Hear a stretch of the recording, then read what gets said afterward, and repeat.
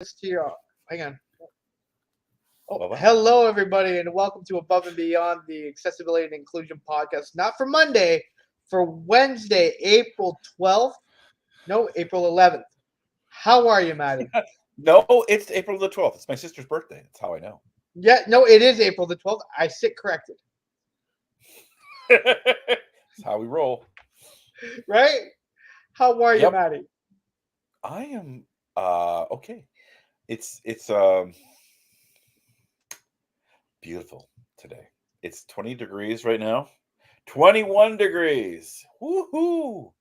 Oh, Yes, the high today was 20, but we've now hit 21. So my for the second day in a row we've been higher than the high expected. So it's all good. we've got you I know beating we the always hammer. well, I don't really care about the hammer. I care about where I live. It's not like I'm trying Wow, we're going to, there now, eh? You know, folks, it's yeah. been a while for Maddy and I. Um, Oh, geez. Okay, I'm just trying to get the. Hey, do you know what? I Do you didn't know what get I the. did I this didn't get week? the live. It's not on Facebook. I didn't get the link What link to what? to our live right now for the Facebook podcast. Am I Yeah, missing something here? I'm trying. it's in your Oh, here we go. in your. I got it. I got you. Just because you don't know how to find it doesn't mean I didn't do it. Oh my And goodness I gracious! also just Goodness posted. gracious! I posted on Twitter just a few minutes ago our link to the YouTube version of this. Okay. We're gonna do some we're gonna work on some more auto magic stuff to post our stuff everywhere, man, everywhere. We're gonna be read all Everywhere about we it, are. see us, yeah. Oh, Bum, bum, give me bum, bum, one bum. second, friend. Keep entertaining the masses while All right. So I one post one of the this. things I did this week. So the I was looking at our local Ottawa Red Blacks football schedule. I was like, hey, yeah, I'd love to go see it. I haven't seen a football game in a long time. I used to be season ticket holders. Well, my dad was when they were the Ottawa Rough Riders. Um, my uncle Dan used to play for the Rough Riders way back in the '70s when they actually won Grey Cups. Well, we did win them as Redbacks. They only won, but when I was a kid, we just went to all the Rough Rider games. That's sort of where I grew up. But I haven't really seen too much of it. I haven't been to a football game. I can't remember when. But so I was looking at the schedule and I'm like, hey, hmm, there's Ottawa goes to Hamilton sometime in the summer. I think in July. That's interesting. Hmm, maybe I'll have to get a Red Black shirt and go down to Hamilton and watch a game. Wouldn't that be cool? Wouldn't that be fun? Well, Maddie, as someone who resides in Hamilton, just so happens to have Hamilton Tiger Cats season tickets.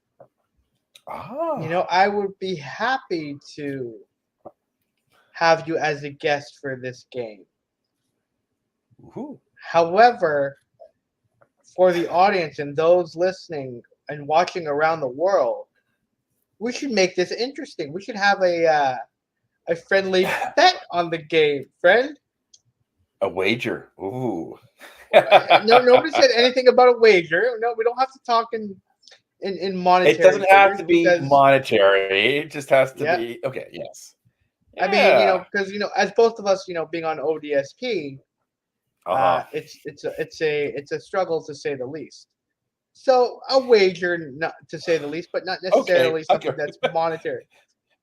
Yeah. Now, The other see, person has you to notice how I experience segued into the the winner. ODSP. The the winner has to experience the other person's paratransit system. So we're all losers. Nobody wins. Right? We.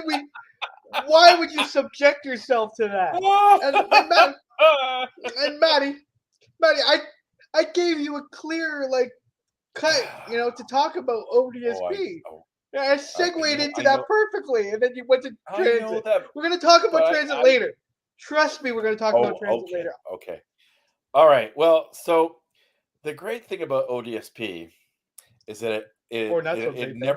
it never ceases to amaze me how how much worse it can get.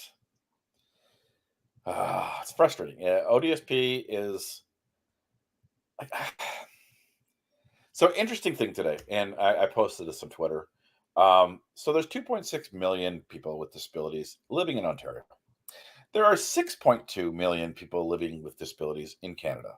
There are 1.1 billion people with disabilities across the globe.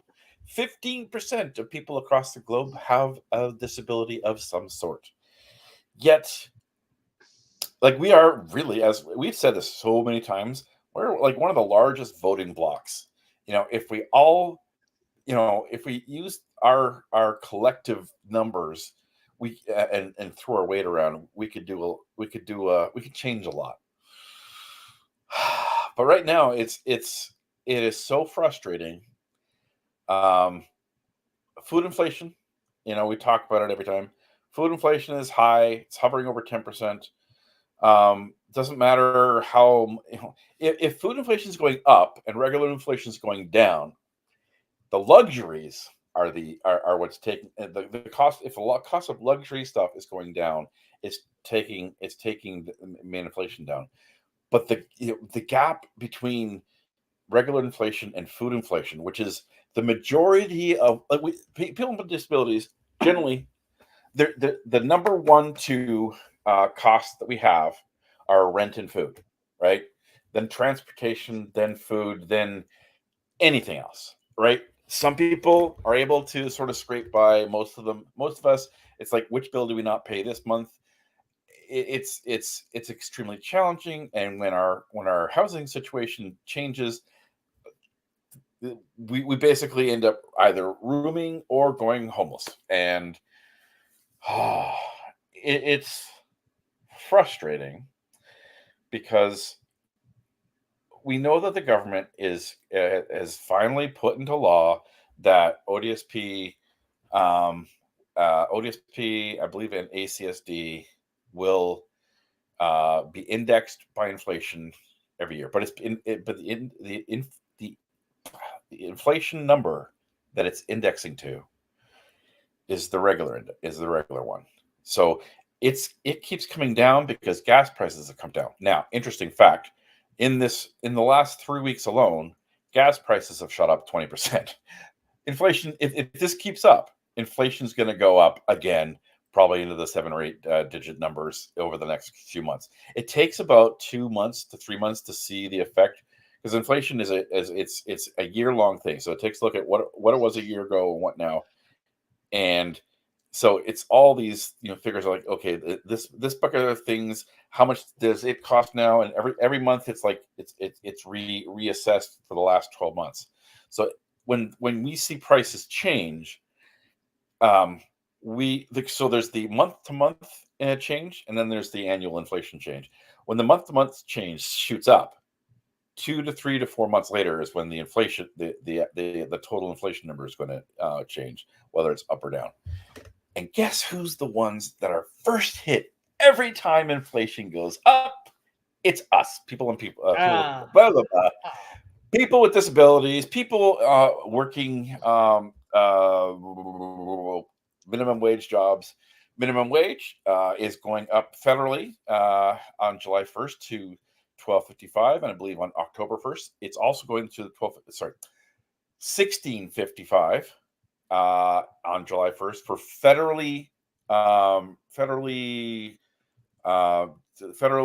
federal jurisdiction businesses and organizations that are under federal jurisdiction.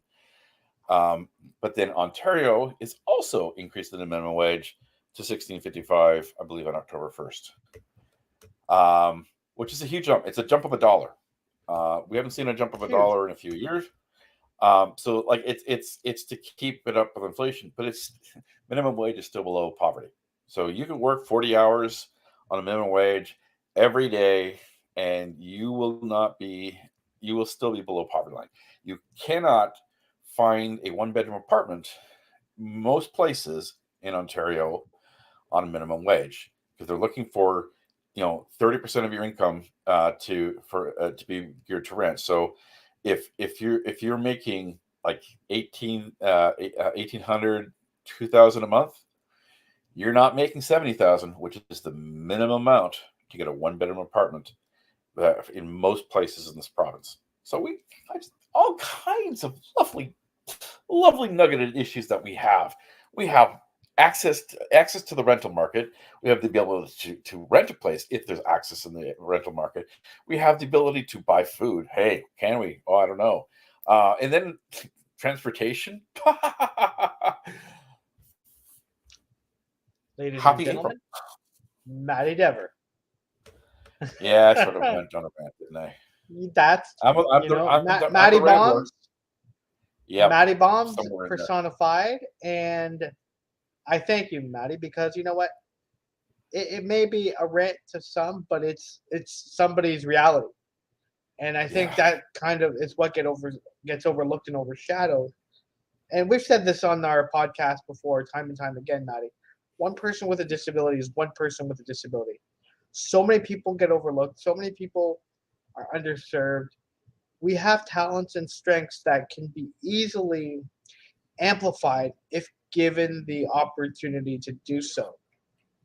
Far too often, we are gate kept from our quality of life, our autonomy, our agency, our dignity, and our respect is something that is demeaned, it diminishes, and it goes unheard. Our voices go unheard. So on April 25th, Maddy, what's happening? Well, we are having a rally at the Queen's Park, I believe from 11 to 2. Definitely 11 to 1. 11 to 1. 11 to 1. Yeah, 11 to 1. And I believe at the end of that, we're going to be doing a roll around the Queen's Park Circle. So we're inviting everybody, especially if you're in a motorized wheelchair, if you're in a manual wheelchair, if you are on a tricycle, we come. We're gonna show the strength in numbers as we circle around Queen's Park, chanting, rolling, and basically saying, "Hey, things have got to change. Things got to change now. We need to double ODSP. We need to raise the rates. We need to be heard." And I know there's going to be many opposition politicians joining us from each of the parties, sharing their concerns. Who knows? Maybe by miracle, we'll have a PC party people there to take it all in and say, "Hey, you know what? Oh, we hear you." I know that last part is the fantasy, but there's strength in numbers. There's strength in numbers, and at some point, it's got to sink in that this isn't about something that we want. This is something that we need. It's life and death. It's not about convenience for us. It's about existence for us. Survival.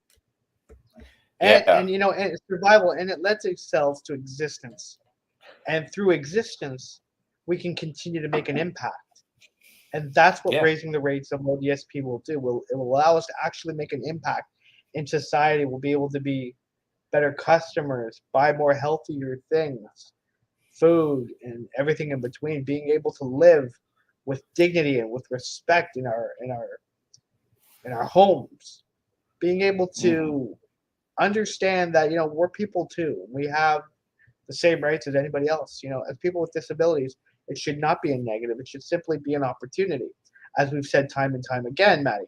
So, what's the plan for April 25th, Maddy? What do we have any? Be there. We've got a bunch of speakers. We're gonna have some music. We're gonna have some FaceTime. Sherry's calling us now. How ironic. Ringing. Answer it. Hey, what's it? Hey, Sherry. Hi, Sherry. Do you know that it's 5:00 and it's not Monday, so you probably wouldn't know this, but we're actually doing a Facebook Live right now with Anthony. Hi, Sherry. We're all on Facebook Live right now. I did call with news that I won't share it on Facebook Live. You have to call me back.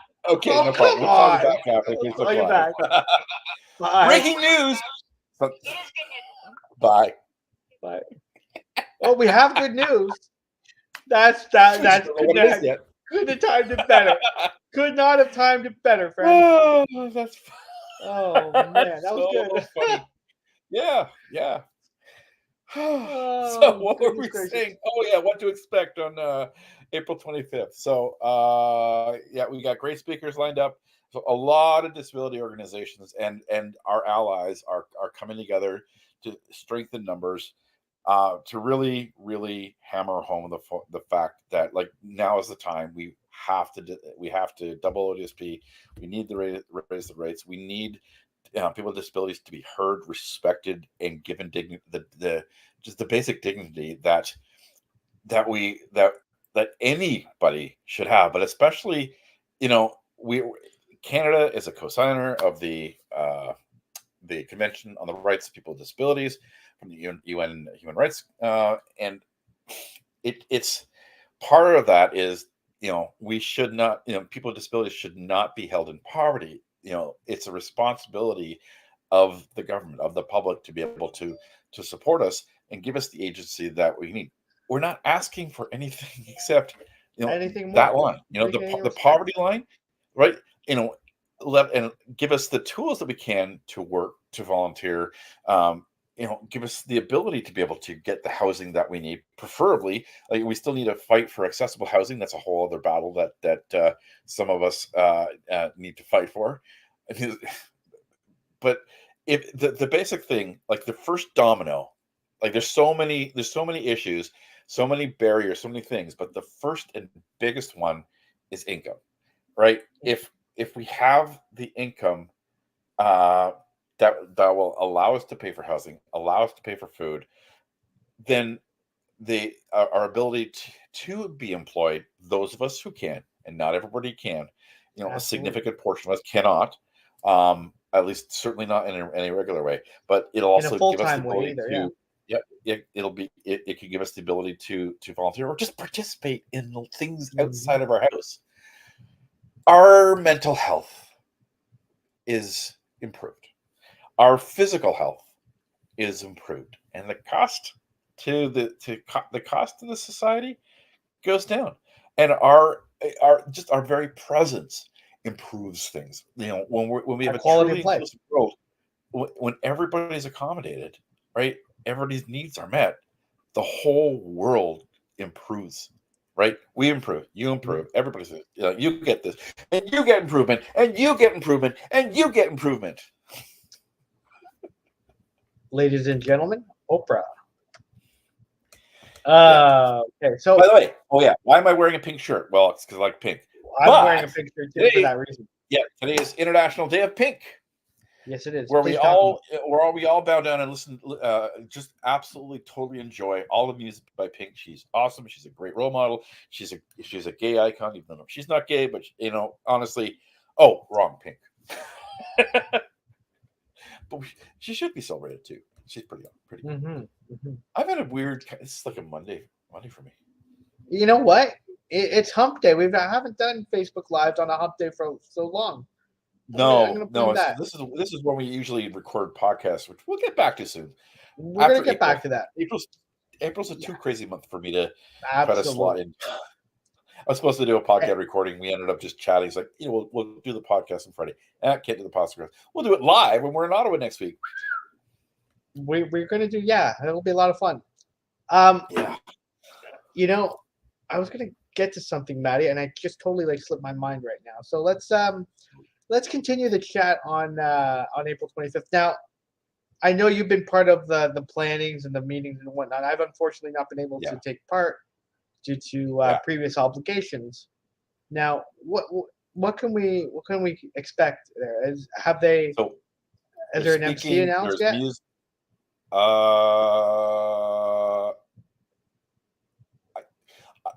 I think so, and I don't. Not to announce yet. I missed the last meeting conflict, so I'll have to check, but we'll definitely announce it very shortly if we haven't announced it. I don't know. This has been a busy week.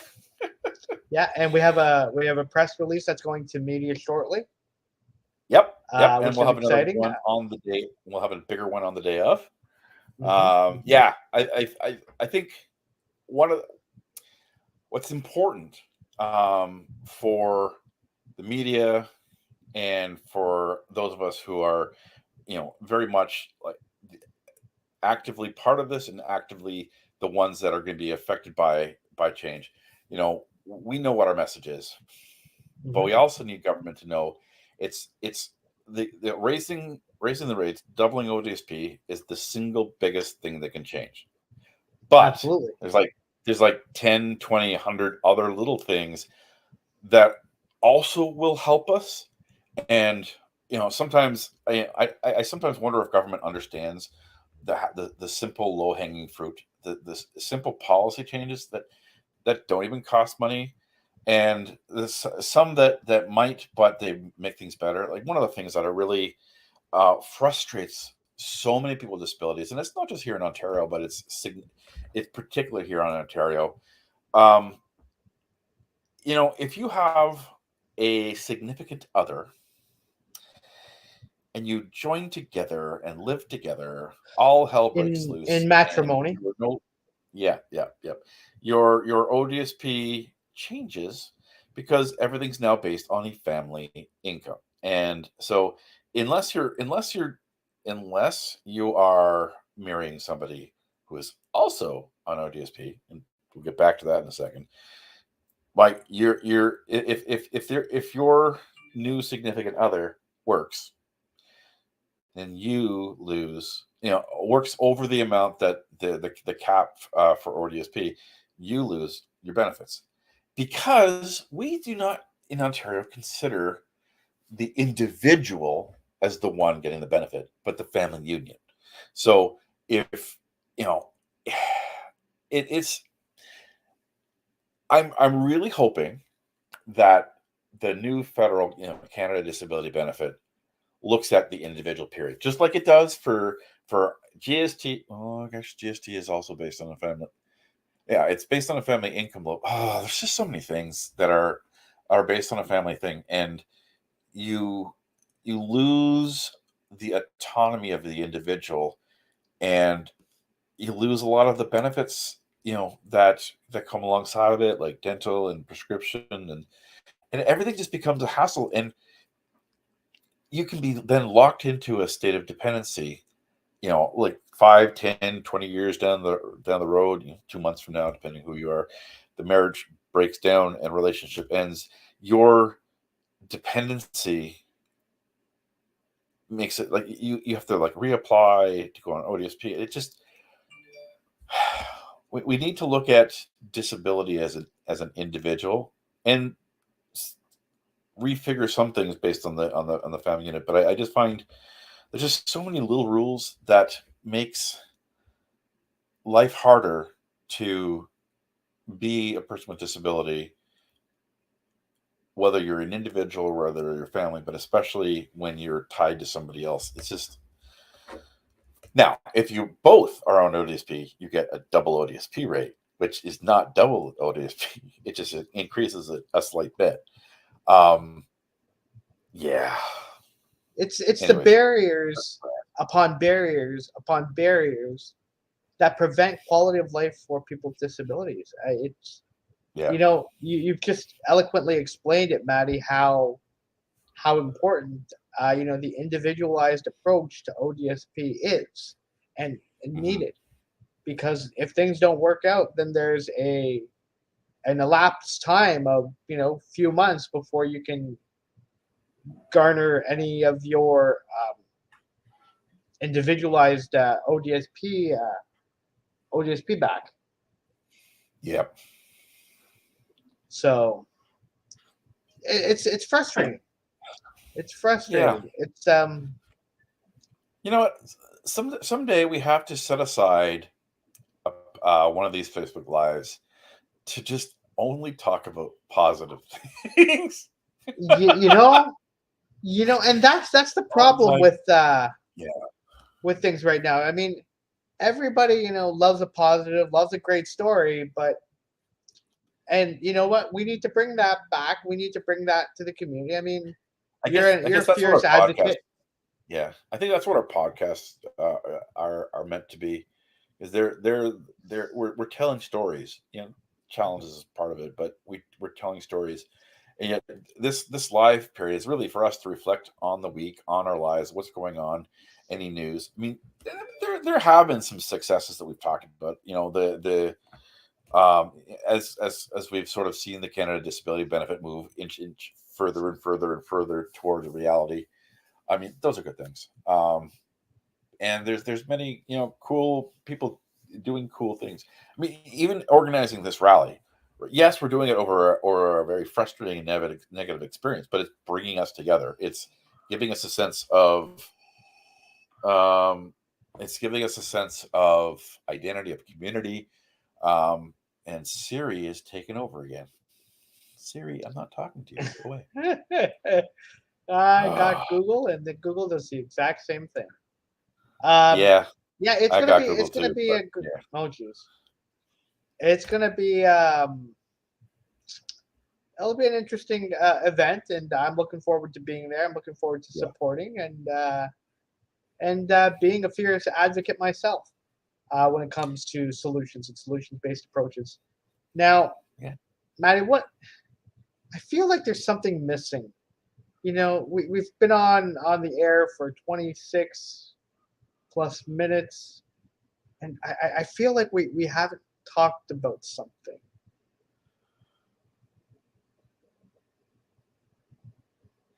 Well, I haven't sung a song yet. Thank you. Yeah. I feel like we're missing something. What are we missing? Folks, You know disregard the what? dead air right now. Okay. Yeah. I know. First of all, It's always hammer time, baby. It's I know. always hammer time. Let's go. Is this the topic?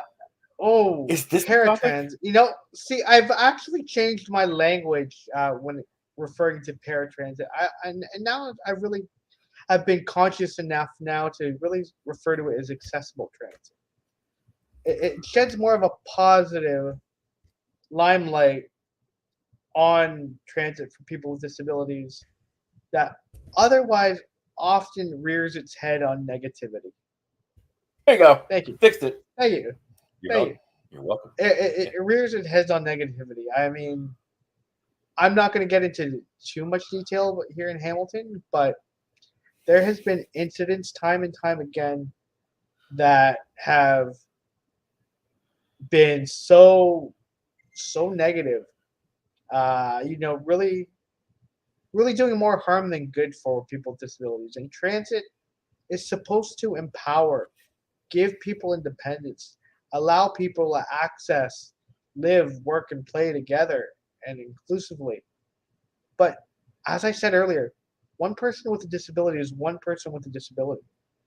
Um, and there's so much, um, let's say, discombobulation going along in transit right now that people are essentially trying to take the easy way out. And I see Maddy working on his new Bruce Banner.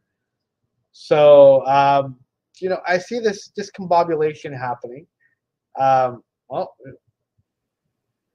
absolutely, absolutely, That and would and change things. and authentically and genuinely, Maddie, I can speak to Hamilton. It's there. However, you know, there as what? There is like, you know, just as like a disclaimer. You know, we're not authentically and genuinely listened to. You You know, know, and that's the problem. normally Toronto isn't the be all example for things in Ontario. Right. Usually on Toronto's, but I swear the process that some of the departments in Toronto have been seeking out people with lived experience to reflect, to ask, and then to reshape their policies and programs going forward has just been it has been an amazing experience, and I just wish that that every municipality and every, like, especially the accessible transit orgs, if they could just have a little bit of that, I think we'd see our worlds change. Like, listen, like, seeking us out, hearing us, listening to us, then showing how our input is changing what they're doing, and then asking us back again to say, hey, did we get it right? That's the model that we need. Anything that's touching anything that's being done for us. I mean, honestly, this mantra, nothing about us without us, has been said for so long now. I cannot fathom. Like, it feels that if you're not doing that, if you're not actually bringing people with lived experience who you're serving into, a significant advisory role, to the point where, their advisory is somewhat implemented, Yeah, then I being think implemented. Yeah, I feel like you're either running your org in ignorance, or you're running your org in arrogance. It's one of the two. It's ignorance or arrogance to not have a lived experience advocacy that has direct effect on how you serve that community. It's 2023 furthermore, now. It's not. It's not. exactly. It's not 1923. And furthermore, you know what? It begs the question and puts people with disabilities at a diminished and demeaning level of tokenism. It Yeah. puts us at the position of, yeah, well, they're there. Cool. Yeah. Well, look what we did. Able-bodied people did this. Look, Yeah. we have people with disabilities at the table, but you're not listening. And that's what prolongs solutions. You put it into perspective, Maddy. You put things into perspective from the matter of seeking validation for a project or a result or anything that pertains to a person with a disability. Asking and seeking. Look how we did. Well, you kind of could do better and save more money if you did it right and been inclusive from the Yeah. start. And that's what we talk about quite a bit, Yeah. Maddy. Yeah. Bring us in before you do something. Bring us back when you're about to do something, and then bring us back after you've done it. Because you're going to get, like, before you spend the money to do the thing that's supposedly going to help us, asking us to make sure that, yes, this is going to be the benefit that you're expecting for us, or if you make these changes, it'll be better for us. And then it's, no matter what, you're going to save money, because I guarantee you, if you don't ask us before you do something for us, you will not take into account something that is some aspects of what we need. So many well-intentioned projects end up costing either more money or more aggravation, because we weren't asked, it didn't meet our needs. Like, I love how, an organization can be like hyped up. We've got accessible door at the front door, and no accessible bathrooms. To the point Yeah. where a bathroom you can get into, but you can't get out of. Accessibility is beyond a ramp to a door. It's beyond a button to the door. It's so much more than that. And we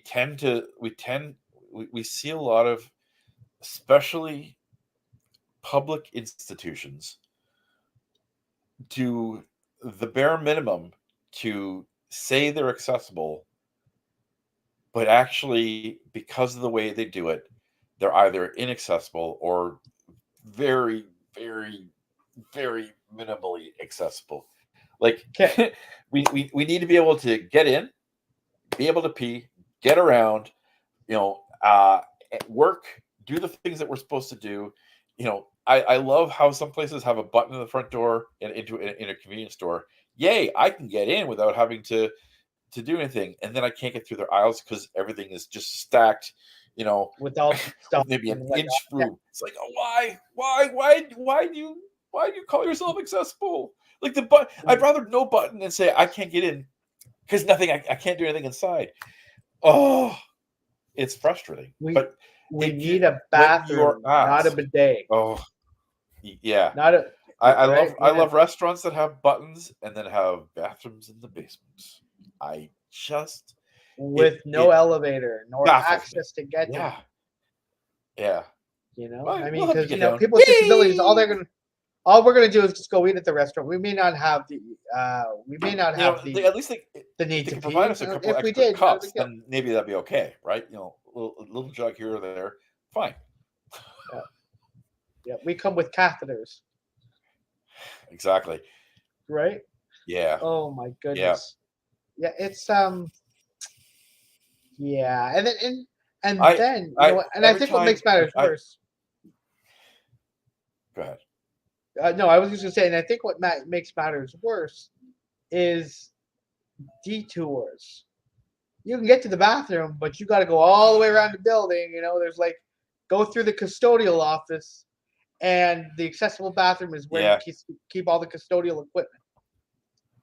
I don't know about okay. I have dreams now where I'm in my wheelchair and I'm trying to find the way to get from where I was to where I need to get to going, and it's just constantly it's like a labyrinth of things moving around. So, and I've had this kind of dream several times now. Maybe it's just maybe it's just a wheelie thing, but it's like my nightmares are are actually visited upon me during the day sometimes when I try to find how to get from A to Z in a building that's accessible. Yeah, trying to find an accessible bathroom is oh sometimes the yeah, they have a okay. If you're gonna put and we've had this discussion, I swear we've had this discussion at least once or twice, but who knows? We get a new audience every week. Um, Right? I hate it when there's an accessible icon on a bathroom door that doesn't have a button to get in or a button to get out. It doesn't have a sink where you can get to by putting your knees under the sink so that you can reach things. It doesn't have soap that you can reach. It puts a garbage can underneath the paper towel so you can't actually get to it without moving the garbage can, and it doesn't have a stall that's big enough for your wheelchair to be able to roll around in. And you've got to look at it. If any one of those things are there, I might say okay, nice try, but usually, so many times I see that button, I see that icon there, and there's nothing accessible, nothing, but it's there. No, and you've got to look at it from the perspective of a large, oversized wheelchair, scooter, walker, and then build from Yeah, that outside parameter. And yeah, you've got to understand the fact that people are lefties and people are righties. I understand that I'm yeah, weird because I'm lefty. I'm a lefty, and we have to build with that concept and mindset in mind to ensure the yeah, equity and to ensure dignity and respect of going to the bathroom with with the utmost again dignity and respect because oftentimes it does get it's accessible to a code to a minimum standard. But as yeah, we've talked about, Maddie, you and I are both not minimum standard. It sets the precedence for compliance, but if compliance doesn't meet the needs of people with disabilities, then we're just wasting time, resources, and efficiency. Sounds like accessible transit, but we're not going there again. It's just something that, quite honestly, I wish was more understood. We have yeah, the abundance of talent. You talked about the numbers, right? Thank you, Maddie. You've talked about the numbers. We are the largest minority group, and you know what? Even referring to us as the largest minority group, we are the largest group that can make an impact for the community at large. Where there's a win for accessibility and inclusion, there's a win for everybody. It tends to lend itself to a negative connotation of people with disabilities when we're not doing the right thing. We're there. We've advocated. We've been activists for accessibility and inclusion, Maddie, our whole lives basically. We've been in Yep. positions where we've been in positions where it looks as if um, we're trying to change the narrative. Again, looking at it from an investment standpoint rather than a cost point of view will really help move the needle forward because accessibility and inclusion benefits everybody, and that's so important. Yep. It's it's interesting. We're the the time frame that we're in. I've said this before. I feel that the general willingness of the general population to accommodate is there, to understand that people with disabilities are needing more support, and they're willing to push governments to do that. But government the governments that are in power in Canada are slow moving. They have this ideological bent that the best social assistance is a job, and they cannot seem to see that 75% of people with disabilities cannot work, yet they're still of value. And they'll be like there's no sense of responsibility for us. There's no sense of philanthropy regarding us. There's this misguided sense that, well, the federal government will send us money, and will solve the problem. I I would just I would love to sit down in front of every PC member and just say, hey, PC MPP, and say, hey, here's my story. Please tell me why your government can't push these things to make it better. Like, look at me. You many of you know me, but this is my story, and this is how, you know, this ministry of the MCCSS is responsible for supporting me. And if you did, our family would be better off. But why are you just putting your head in the sand and saying, hey, we're doing everything we can. We've done everything. We're thinking of you all this the time. Yet you're refusing to do the bare minimum, which is bring us to the poverty level. The bare minimum isn't giving us what we have now. That's less than the bare minimum. Bare minimum means that we can breathe, we can eat food, we can know that our housing is taken care of. And seriously, like, even at the poverty line, nobody can rent a one-bedroom apartment in this bloody province. Well, through most of the province right now, like there's so many things that need to get tackled. The housing, Hmm. we need to have, you know, rent Adequate. geared income, rent geared income, affordable housing. It's affordable housing does not mean what your 200, what your friend that makes 200, your family that makes 200,000, what they can afford. Yes, Hmm. does there need to be housing mix for them to be able to do that? Yeah, but right now we have no rent control on any house that's first rented after 2018. And It doesn't and matter speaking of what they build. It doesn't matter what gets that, built. It's not affordable. and speaking of stories, Maddie. Hey, look, I've got a book here, Above and Beyond: Bridging the Gap to Accessibility and Inclusion. My Oh, book is where'd you get that from? available online, Amazon.com, Amazon.ca, through me for the low cost of $20. And again, I appreciate the community and I appreciate the community's support. but like you said, Maddie, it's important to share the story. The stories are what help move the needle forward. And we actually have a comment in Yeah. our live today. Yes. Do we have any favorites? A favorite city in terms of accessibility? How do you rate downtown Toronto in comparison?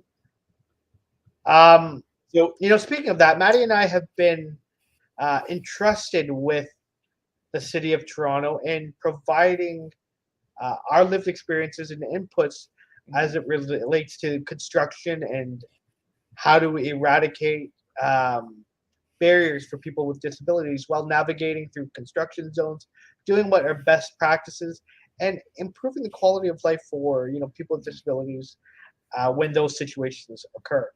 I yeah, know Toronto is equipped with a 311 app that allows for people to create detours and so on and so forth, and have prudent planning, but it doesn't give the accessibility lens like it really yeah, should. So, Maddie and I have been a part of that in the conversation over the last few weeks, yeah, and we just want to say thank you yeah. to the city of Toronto for asking us and more so trusting our lived experiences hmm to better the And lives they, of those who travel to Toronto. yeah, and the city of Toronto folks, they acknowledge that there's a lot of accessibility issues Absolutely. with their transportation network.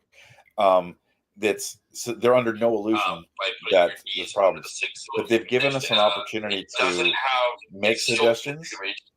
Yeah, I mean, garbage a few weeks. I don't know what's going on. We just want to say thank you to oh, what are we doing here? Hang on. you must have it. You must have it in another browser window. The actual live. I don't know what happened there. Okay, that was Yeah, weird. well, Sorry about that. okay. Welcome to Facebook So- Live, everybody. We'll be here all week. Or Try YouTube the Live. veal, or YouTube Live if you're on YouTube. right? So This yeah, we can't so edit this stuff basically, out. nope, no. Hold Nope. on, rewind. Once again, They've given us. hello They've internet. given us. They've given us the opportunity to tell them where we're seeing challenges, and coming back with sort of a view of what we said, and then let us look at another angle of things that they want to see more accessibility in. So I find Toronto so much easier to get around than Ottawa. Um, it's but I find Montreal was a much more accessible city than Toronto. But I feel one of the things that I'm going to be doing for the city of Toronto later this month is I'm going to be going around throughout Toronto and doing some point of view videos to show where there's accessible wins and where there's accessible fails, and putting them up. And I think that's going to go a great way to sort of. I think one of the biggest problems that people have is they can't. If you're not living in the body of a person with disability, you're not in the device that the person with disability has, you don't understand how the challenge is in front of you. And I've done that for our local municipality here, and it's made a huge difference in people's understanding and then expectations.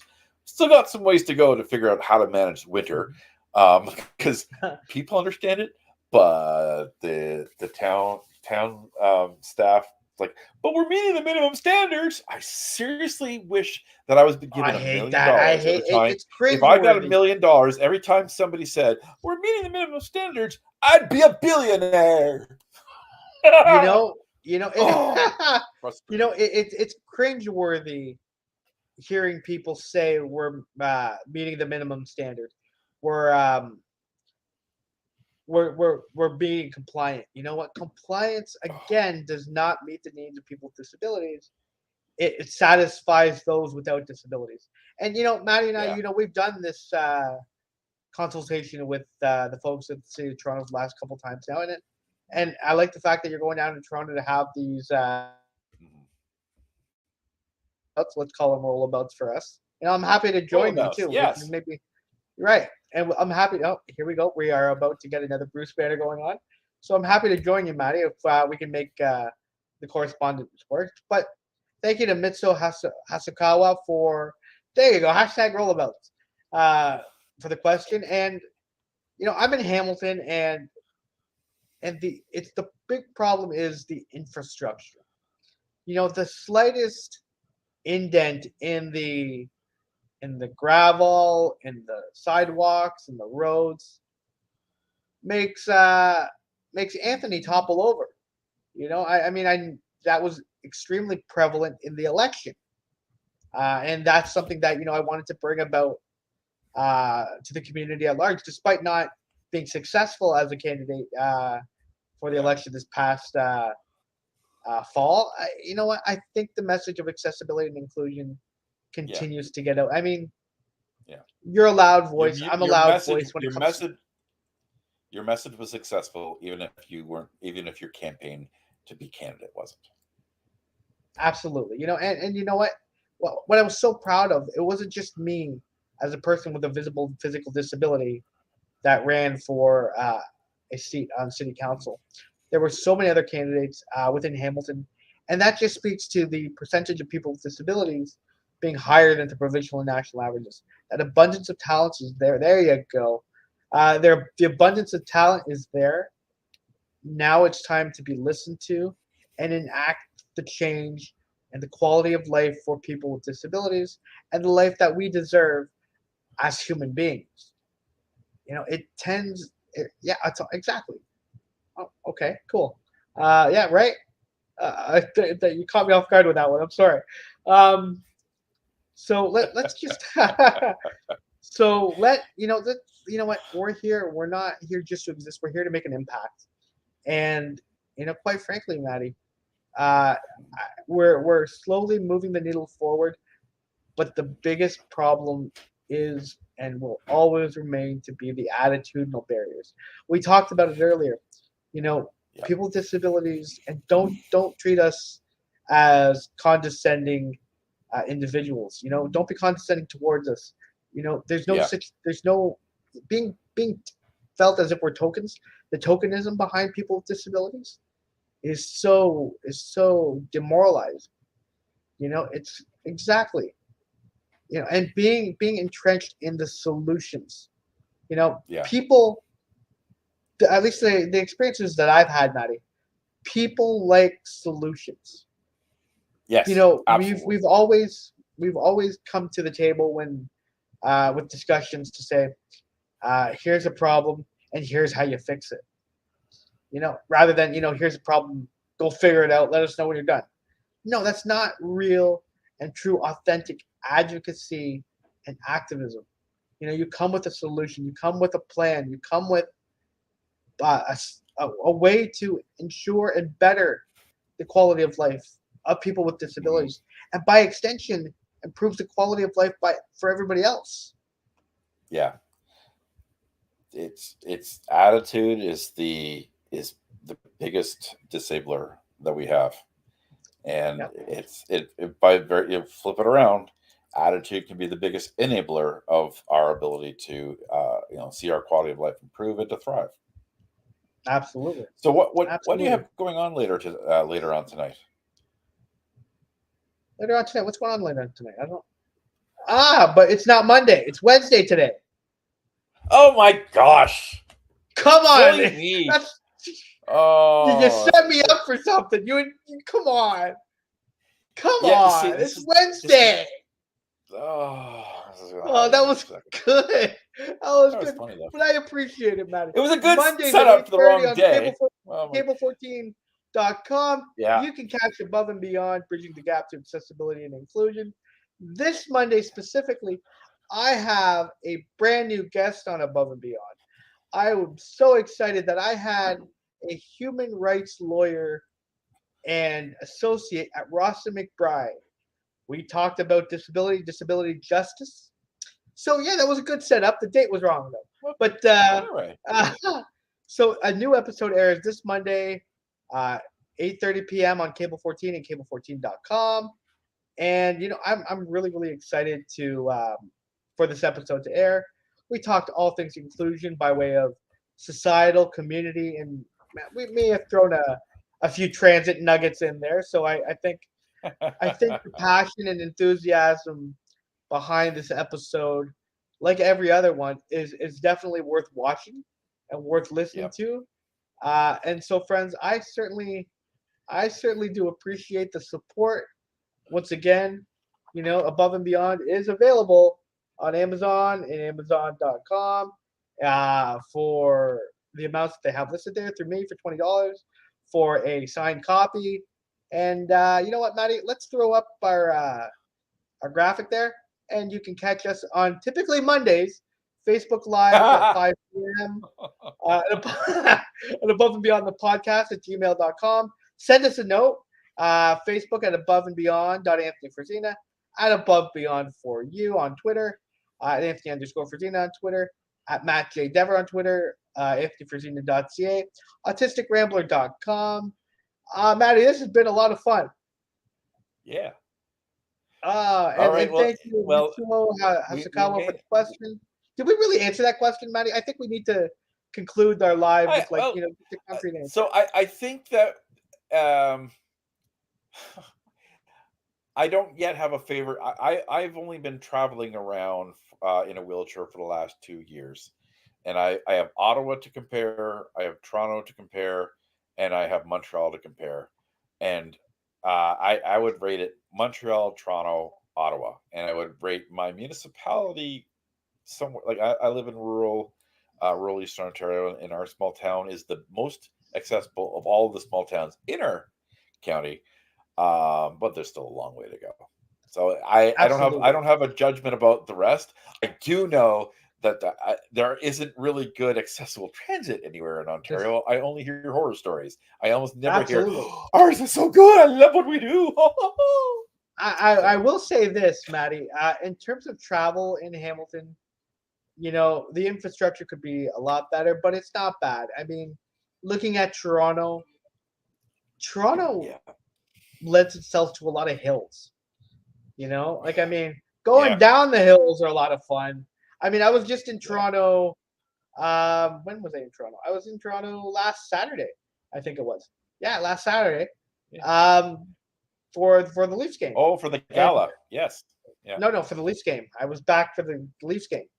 And then, prior to that, I was there for the gala. And, travel, even just getting to Toronto. Like, for example, when we talk about the Queen's Park on April 25th, I got to take DART, which is the accessible transit here in Hamilton, to Aldershot, Aldershot to Union, Wheel-Trans to Queen's Park, and in reverse, going back. So, that's challenging in and of itself. But you know what? I like the challenge. It's the interpretation of one's abilities that irks me as a human being. Because you're a person with a disability, you tend to fall in this category because you're a person with disability, we assume you can't do this or you can't do that. Yeah. When in actuality, it's farther from the truth. Toronto is hard to get to accessibly, but I do find it's accessible mostly once you get there. So I look forward to this year. I do hope to get to Hamilton at least once, and I hope to get to Windsor and Niagara Falls. Those are a couple of places where I'm hoping to hit over the next 4 months. Yeah. See, but I'll be in Toronto back and forth quite a bit as far as my schedule looks right now. Consider it done, my friend. Ottawa plays Hamilton in Hamilton. Ottawa plays Hamilton in Hamilton, I believe, in July. Yeah. Absolutely. Consider it done. We will go to this game together, and you can you come join me and the Rowdies in Hamilton at the Donut Box, also known as Tim Hortons Field, in July, which will be exciting. Okay, guys, we've read all the disclaimers. We've had a great chat, and so I guess it's just time to say goodbye. Take care, everybody. Bye.